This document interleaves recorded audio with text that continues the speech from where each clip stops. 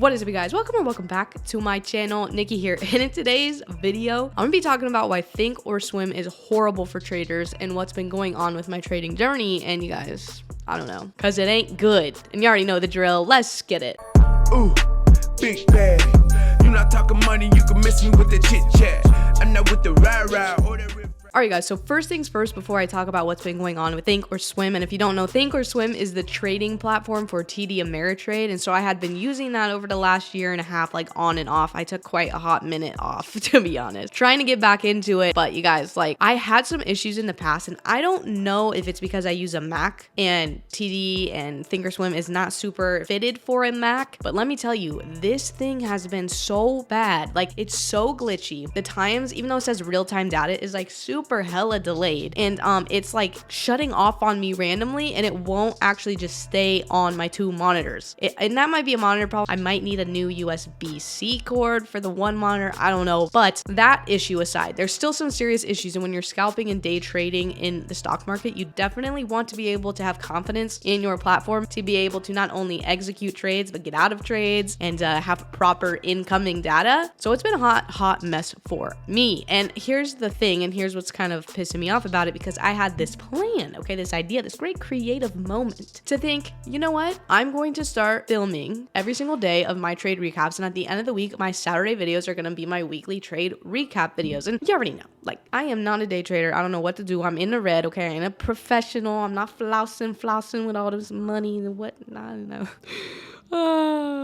But I'm just an average person trying to learn how to do this. I spent a good amount of time in quarantine studying, researching, finding out, but then I put too much pressure on myself because I needed the money that I was losing, and now I'm at a point where if the $2,000 in the account went away, then it is what it is. So it's not that much pressure and stress on myself in that way. But what I wanted to do was to record basically like a recap every day, Monday through Friday, of my trading, and kind of take you along the journey of me trying to figure it out and see what can happen, what I can learn from it, go over the journals and the trades I took for the day, the greens, the reds, the whatever. And I thought that would be just a cool way to document the journey of the trading. And then this morning I got all ready. You know, I'm up at 5 a.m. Okay, God bless. I have my morning routine. I'm back at it. I'm doing all the right stuff. Okay, I'm trying to do the right things. And I hop on there and I have my plan. And so here, I'll show you real quick. Pre-market, I make my plan, my strategy. Now, my strategy, what I like to do is scalp. What I like to do is look at the 9 and 21 day EMA. I like crossover plan, and I look at key levels. Obviously, that's important to do, and obviously know what's going on in the world, in the country, any big news, any big catalysts, gotta pay attention to that too. But for example, like today, okay, today I had my plan right here. Look, you can even see it. There it is right there, okay? A little bit of chicken scratch. And here's the other thing. I look at 2-3 stocks maybe. I'm not trying to watch 10-15 stocks, okay? I look at Apple, AMD, and SPY. Those are usually the three I'm heavily looking at, and if nothing presents itself, I don't take a trade. So today, what had happened was, I'm looking at AMD. AMD looked real good, okay? It had a gap wick fill up to the top, and then Apple also had the same thing. It had a wick and gap fill up to the top, but it also had a wick on the low side under about 142.50, okay? And so I'm sitting there, and mind you, I'm watching my charts, okay? TD's doing its thing, being choppy woppy, and I'm almost ready to get in. I push the button, and the thing shows up, and it doesn't fill me right away, but the stock starts crashing, okay? Like, God bless.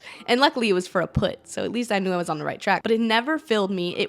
I was trying to cancel that sucker so damn bad. It just wouldn't cancel it, and then I finally got it canceled before it filled me. And I tell you, at that moment, I said enough is enough, and I have to get out of Thinkorswim because it happened before, but now I'm really trying to do things, and I can't be having that happen. So I'm looking at interactive brokers, and I'm looking at, honestly, I hate to say it, but Webull, because actually I've been doing a lot of research, and they're a platform. I've been playing around with it in the background for a few weeks, and I kind of like it. And for what I do, I don't need something so serious. Like, I'm not really good.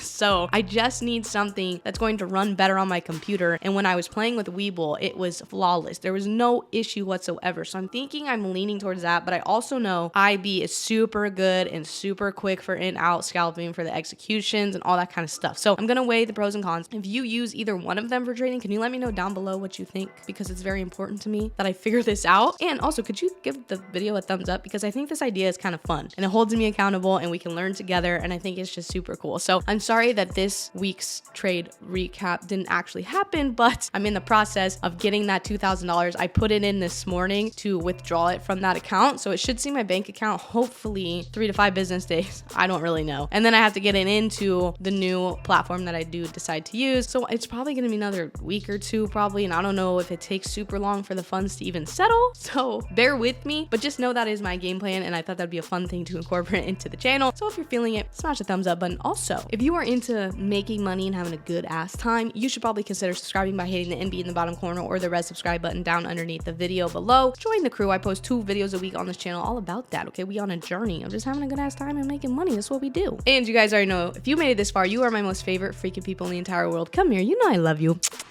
And like always, guys, enjoy the journey, whatever your journey is. Always remember to do what sets your hearts on fire. And I will see y'all in the next video. I know I will.